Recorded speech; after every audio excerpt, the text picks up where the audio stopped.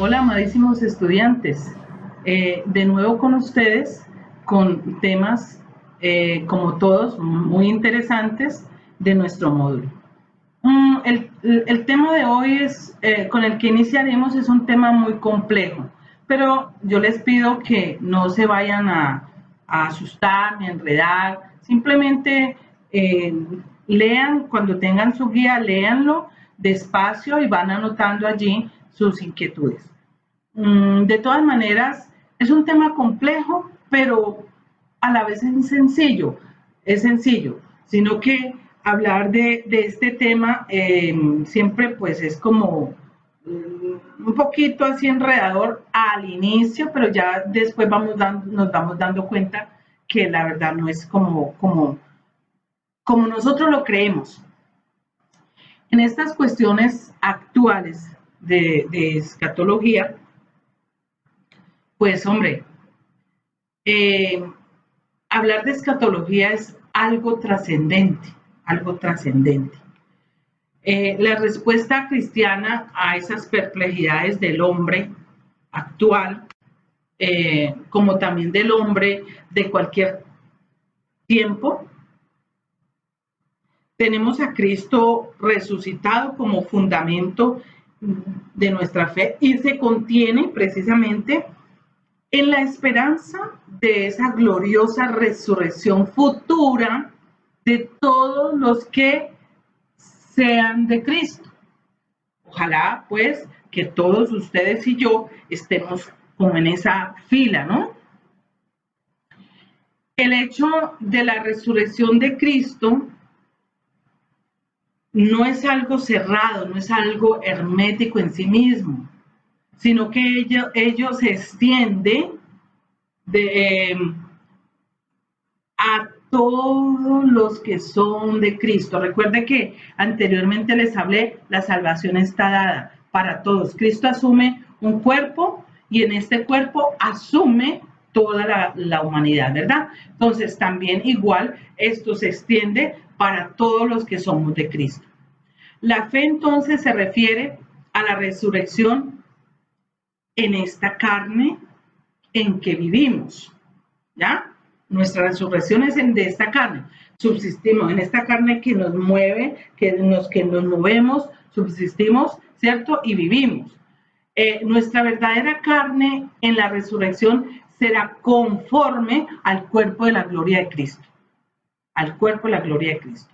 O sea, viene a mi memoria, por ejemplo, cuando hemos escuchado que nuestro familiar ha muerto y a un determinado tiempo nos soñamos con esa persona, o hay personas que han visto a su ser que se le presenta, ¿sí?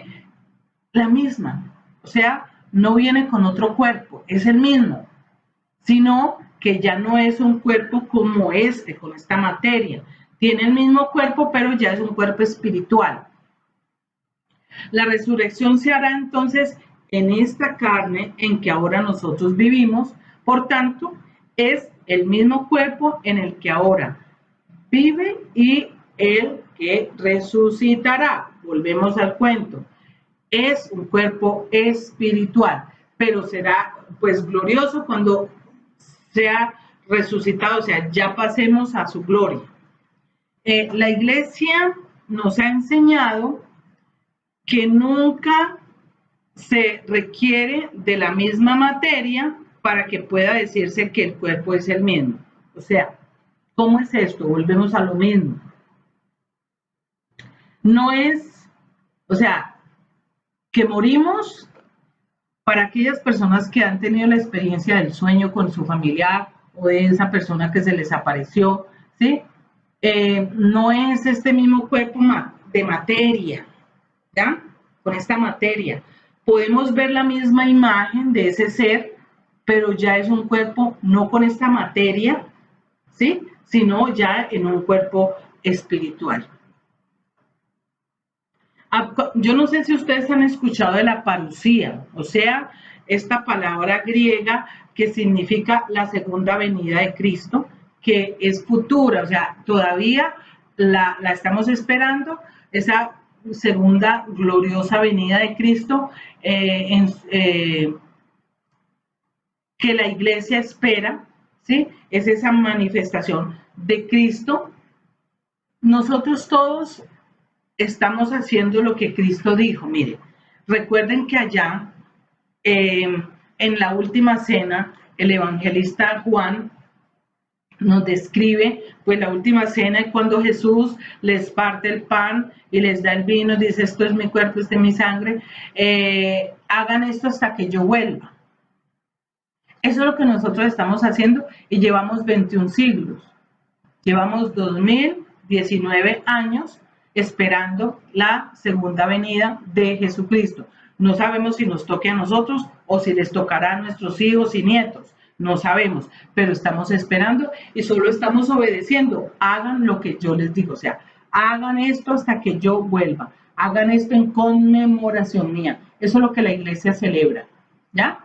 Entonces, lo que nos habla la comunidad de Pablo en la segunda carta a los tesalonicenses es precisamente hablando de esa manifestación gloriosa de Cristo.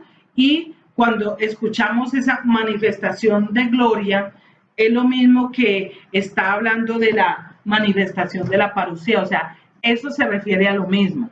Cuando escuchen hablar de la parucía o la manifestación gloriosa, se está hablando de lo mismo. En el Nuevo Testamento se afirma un cierto estado intermedio de este tipo, en cuanto que se enseña esa pervivencia inmediata después de la muerte como tema diverso de la resurrección. Vamos a ir mirando cómo es esto. Ya me imagino ustedes allá escuchando: ay, pero ¿cómo es esto? ¿Ya? No. Jesús crucificado promete al buen ladrón, cuando está ya, recuerden cuando Jesús le contesta al buen ladrón, el arrepentido, y él le dice: Jesús, llévame a tu reino.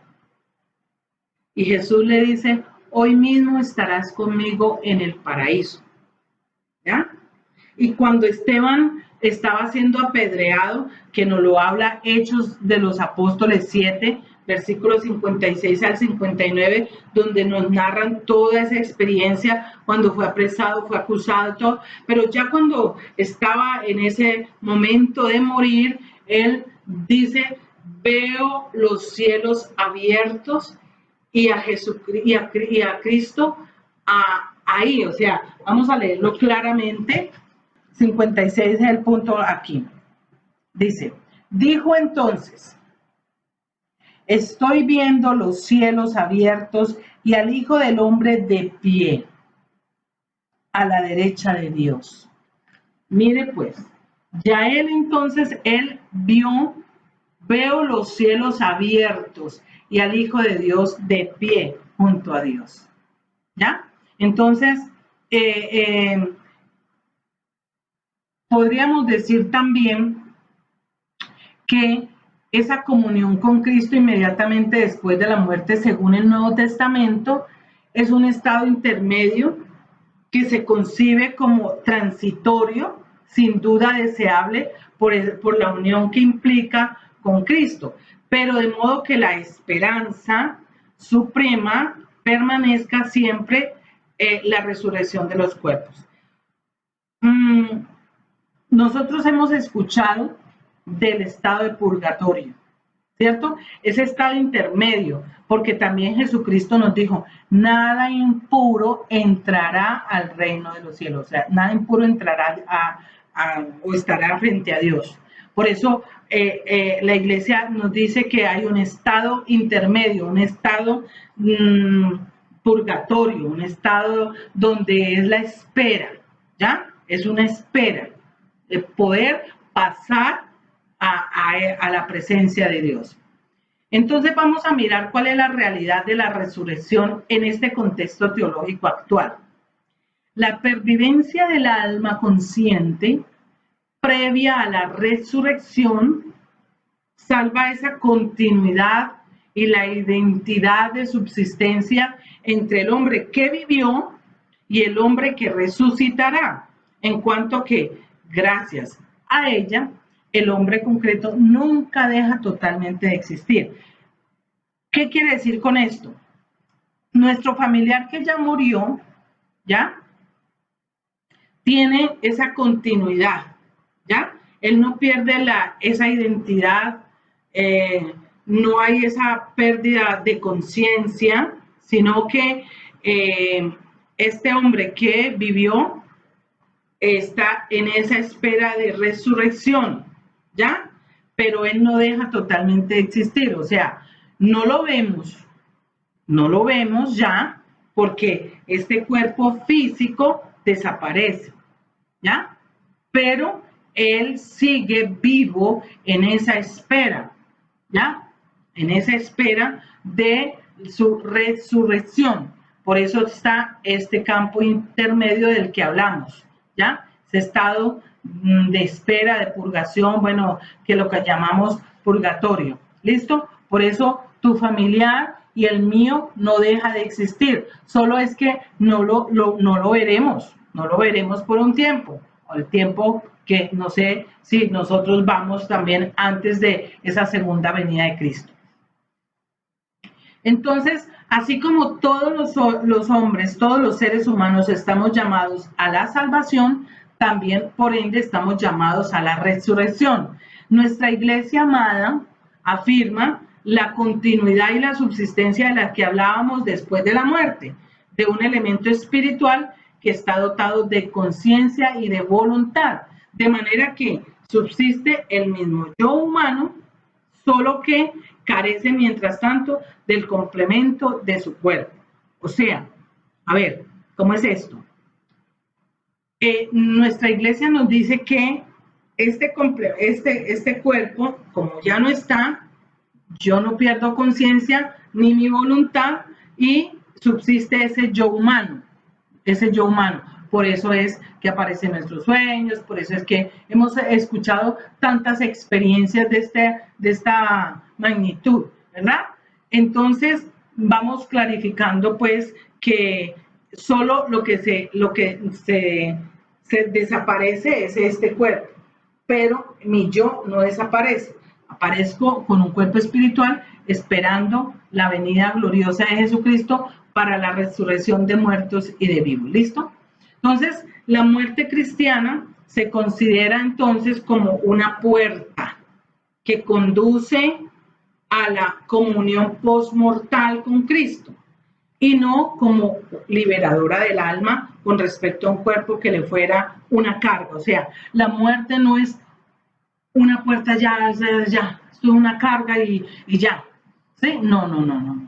La muerte es esa puerta que conduce, esa puerta que nos permite pasar a esta parte aquí espiritual. Recordemos, mi yo humano sigue, no con este cuerpo, porque no pierdo con la conciencia, ¿cierto? Y no pierdo la voluntad. En ese consorcio vital de todos los miembros de la Iglesia de Cristo, viene algo muy importante aquí, la eclesiología, o sea, la iglesia de comunión, la eclesiología de comunión, que es muy característica del Concilio Vaticano II, ya les expliqué ese sínodo, ¿cierto? Cree que la comunión de los santos, o sea, la comunión entre Cristo y los hermanos, consiste en un vínculo de caridad y no se interrumpe por la muerte. Esta comunicación se hace por las diversas formas de oración. Mire, por eso es que nosotros decimos que Cristo, por eso es que nosotros decimos que hay que orar por los muertos, hay que orar por los difuntos, ¿ya? Esa es la comunión, dice Cristo, es la comunión de los santos, que hay que orar los unos por los otros y nosotros tenemos que orar por nuestros difuntos, ¿ya? Y hay diferentes formas. La más importante de todas es la Santa Misa, mandar a celebrar la Eucaristía por nuestros fieles difuntos, ¿ya? La purificación entonces de las almas para el encuentro con Cristo glorioso se vislumbra en esa necesidad de purificación después de la muerte. Volvemos al estado de purgación. Es necesario pasar por ahí. Es necesario, porque nada impuro entrará a los cielos. Entonces, la iglesia cree que existe un estado postmortal de purificación, o sea, una purificación previa a la visión de Dios. Volvemos a lo mismo. Nosotros creemos, la iglesia nos lo dice y nosotros creemos en ese estado de purgación, y aquí lo dicen como un poco más, como más elegante, ¿ya? La iglesia cree en un estado postmortal de purificación, o sea, hay un estado intermedio, el estado que nosotros, digamos, lo llamamos estado, el purgatorio, que es lo más común con lo que nosotros lo conocemos. Bueno, irrepetibilidad, ¿qué es eso? Unicidad, irrepetibilidad, unicidad de la vida humana. Viene entonces aquí los problemas de la encarnación, de la reencarnación, perdón, reencarnación, no encarnación, reencarnación. Volvemos aquí. Hebreos 9:27 nos lo dice muy clarito, muchachos. Muy clarito nos lo habla la carta a los Hebreos. La carta a los Hebreos capítulo 9, versículo 27, dice aquí: y del mismo modo que las personas están destinadas a morir una sola vez para luego ser juzgadas. Muchachos, nosotros los cristianos católicos, los creyentes en Cristo, no podemos andar pensando que vamos a morir y volveremos a morir y volveremos, dizque porque así es que vamos buscando el estado, el crecimiento para poder llegar a la gloria de Dios. No, muchachos. Lo dice muy clara, muy claro la palabra. La carta a los Hebreos nos lo dice: morimos una sola vez, muchachos. Como Cristo murió una sola vez. Morimos una sola vez. Está establecido que los hombres mueran una sola vez y luego vendrá el juicio. El Concilio Vaticano II citaba este texto para enseñarnos que el curso de nuestra vida terrestre es único. No son varias venidas, varias muertes, no, muchachos. Morimos una sola vez. ¿Ya? Y después vendrá el juicio. ¿Listo? Este problema de la reencarnación también se daba en tiempos de Jesús, porque recordemos que en las discusiones en el templo estaban los saduceos, estaban los fariseos, los que creían en la reencarnación y los que creían en los que no creían. Por eso le ponen a Jesús como esa cascarita de preguntarle: vea, una mujer se casó una vez y no tuvo hijos, se casó otra vez con el hermano, se casó esta 7 veces. Entonces allá, ¿de quién es esposa? Jesús le dice que no, de ninguno, porque allá no es como acá, ¿ya? Por eso allá ya es otra cosa, allá ya es otro cuento. Una sola vez morimos, muchachos. Hebreos 9:27, y una sola vez somos juzgados, ¿ya? Nosotros no volvemos, nos vamos y volvemos, no, que reencarnamos, que empezamos desde lo más bajo, desde los animales y vamos trascendiendo. No, muchachos, una sola vez. Y lo dice nuestra iglesia, lo dice la Escritura, y nosotros debemos creerlo y aceptarlo. Así que si de pronto estamos en ese campo de la reencarnación, muchachos, de verdad, pidámosle al Espíritu Santo. Eso no es así. Morimos una sola vez, nosotros no estamos volviendo aquí que reencarnamos en no sé quién, no, muchachos, una sola vez. Bajémonos de ese limbo. Vamos entonces a mirar la grandeza del designio divino y la seriedad de la vida humana. Nos dice Romanos 8:17, San Pablo es claro cuando dice que porque nosotros somos hijos del Padre por el Hijo, o en el Hijo, somos también herederos, y herederos de Dios y coherederos con Cristo. ¿Listo? O coherederos de Cristo mejor. Así entonces aparece el sentido de la vida eterna que se nos ha prometido. La condenación eterna tiene su origen en el rechazo libre hasta el final del amor y de la piedad de Dios. Miren, muchachos, esto, vuelvo y les digo, es cuestión de decisión. Yo decido, ya está dado, la salvación ya está dada, solo es decidir si la quiero o la rechazo. Como dice la Escritura, dijo Dios, pongo ante ti bendición y maldición, tú escoge. Pongo ante ti vida y muerte, tú escoge. Pongo ante ti salvación y condenación, tú escoges. ¿Listo? Así de sencillo, es esto. El sentido que se tiene de alguna manera, tanto de la salvación como la de condenación, empiezan aquí en la tierra. Empiezan con tu decisión, con mi decisión. ¿Sí? En cuanto el hombre decida, en cuanto el ser humano decida, tome sus decisiones morales libremente, por sus decisiones morales, se abre o se cierra a Dios, muchachos. Si nos creemos tan indignos, ¿sí? Si nos creemos tan indignos, entonces a veces, porque no aceptamos la salvación de Dios, ¿ya? Muchachos, hay que aceptar la misericordia de Dios. La misericordia de Dios es la que nos va a llevar a la salvación. Todos somos pecadores, todos, como dice Romanos también, todos hemos pecado, todos nos hemos dispersado, todos somos pecadores. Por eso necesitamos la misericordia de Dios, que Él la ofrece gratuitamente. Nosotros no merecemos nada, pero Dios por gratuidad, por amor a nosotros, nos la da, nos la regala, solo es tomarla, ¿ya? Entonces, todo esto es decisión. Yo decido si quiero la vida eterna, si quiero ser heredero de Dios y coheredero de Cristo, ¿ya? O si no la quiero y decido en la condenación eterna. Bueno, vamos entonces como a recopilar este tema que, vuelvo y le repito, para mí es un tema denso y un poco complejo, pero a la medida que lo vamos como desglosando, lo vamos entendiendo. Escatología, algo trascendente, algo que estamos esperando, el escatón, y habla de que nosotros aquí estamos trabajando para poder estar con Cristo, ¿verdad?